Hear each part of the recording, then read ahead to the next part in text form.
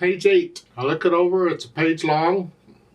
The clef signs are treble and bass clef. There's one flat in the key signature. We're in the key of F majors. A 4/4 time signature. And I look it over. I see a bunch of quarter notes and half notes and whole notes. And we have a few sharp signs and flat signs. We have to deal with those. Both hands are playing at the same time for part of this. So I'm going to take this one hand at a time and make sure I can get each hand to work first. And then I'll put the hands together. So the right hand, it starts with third finger on A. That's here. That puts the hand in this position. The B flat is part of the position because it's in the key signature. So it's here. So it's 3, 2, 3, 4, 1. Okay, let's go down to the third line. In the second measure, the third line, you have a G sharp. Now the position is here, remember, but when I get to the G sharp, since the second finger's on G, I'm going to use that for the G sharp. So it's just here.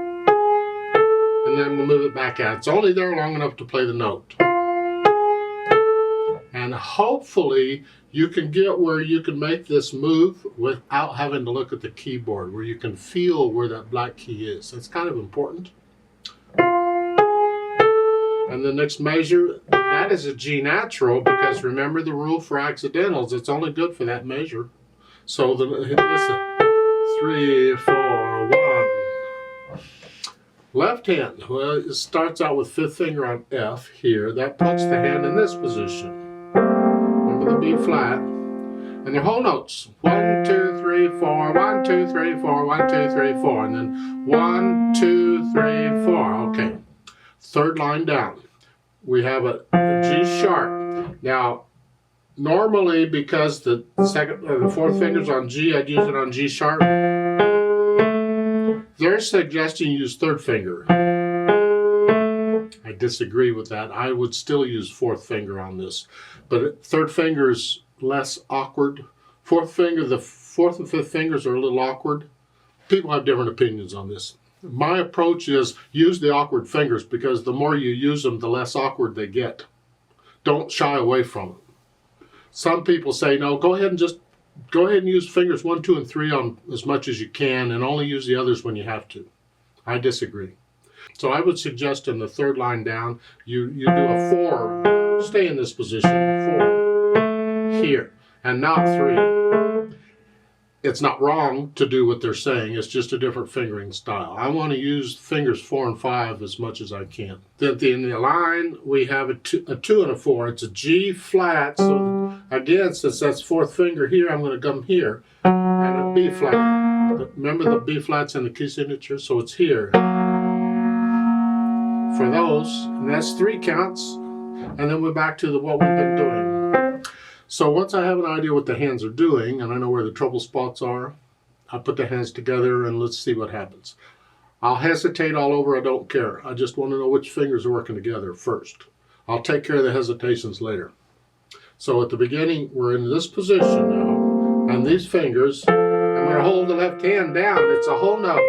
And now it's here, these fingers, and these fingers, these fingers, and then they go on. Okay, go down the third line. It's here. Rest. Rest. 1, 2, 3, and now. And put your fingers on these notes right before you need them. I mean, you have rest. You got plenty of time. Just make sure you don't wait until you need them to get them there. Is what. So 2, 3. And that's what they wrote. I mean, it sounds wrong. Like, what kind of a cat is this? It's, where's your black cat? I don't know. But that's the sound they wanted. And sometimes music, we do this. We intentionally have these sounds. And you just sit back and enjoy them. And then go on. Yeah. So once I have the hands working together, then I go back through it however many times and slowly work out the hesitations. So it's a steady beat. Speed is not important right now, but no hesitations. Then I'll add the articulation. And here's the phrasing. In the right hand, lift up,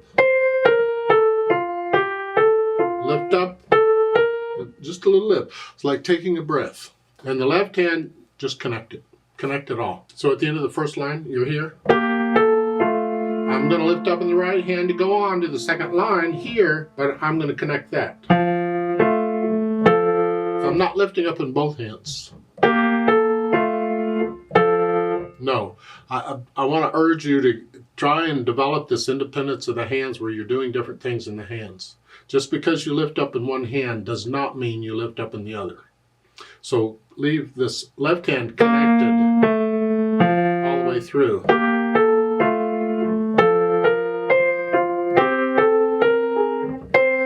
mean, when you play the same note, you have to lift up. Okay, I can't do much about that. Now at the end of the second line, now we lift up because now the left hand gets melody and we need that little silence. Rest, rest. And now they're giving you rests in between the phrases, so you have to lift up. So I put in the articulation and then I think about the dynamics. The louds and softs, there's an F at the beginning in between the staves. That's forte or loud. That's the melody. Whatever you think loud is. This, try and play it soft. Can you play heavy in one hand and light in the other at the same time? Again, it's independence of the hands. And that's the only dynamic they give you is loud. Boring. Well, we'll talk about that in a little bit. After I do the dynamics, then I think about the speed. Allegretto. That's in between moderato and allegro. It's sort of fast. I call it the fun speed. Whatever you think. Moderato in the middle. Somewhere, that's okay. Fast, that's fast. It's somewhere in the middle.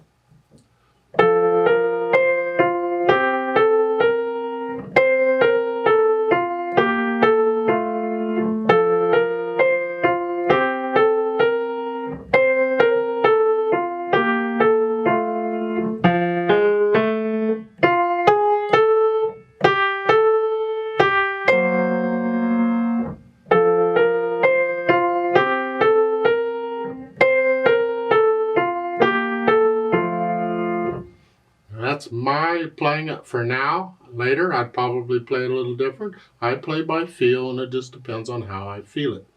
You don't have to go that fast. Your loud could be a little different, whatever. If you feel getting a little louder and softer in places, go for it. Sometimes at the end of the phrases, sometimes we come down a little bit. Sometimes, not always. Sometimes you get louder. You have to experiment. Look at the last two measures of the first line here. Maybe I get a little softer at the end there. That's shaping a phrase. It's done through feeling and express. How do you feel it? Remember the natural accents. 1, 2, 3, 4. Let the wrist collapse a little bit. Feel these. I'm exaggerating them so you can hear them. You just want to feel it. Feel these. That's part of interpreting music. Let's play this together very slowly and check that you have the correct notes and rhythms. I'm not going to do any louds and softs. I'm just playing the notes. We're not performing it. We're just checking notes and rhythms. We're going to go really, really slow. So this is after you've learned it. After you can play it with no hesitations, then check what you've done and make sure you have all the right notes and so on. I'll give us 4 counts. 1, 2, ready, go.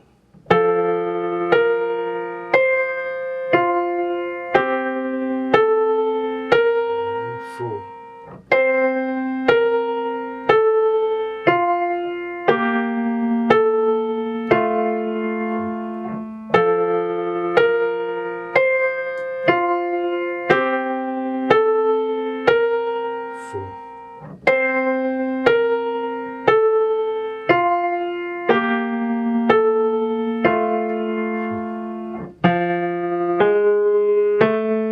Rest,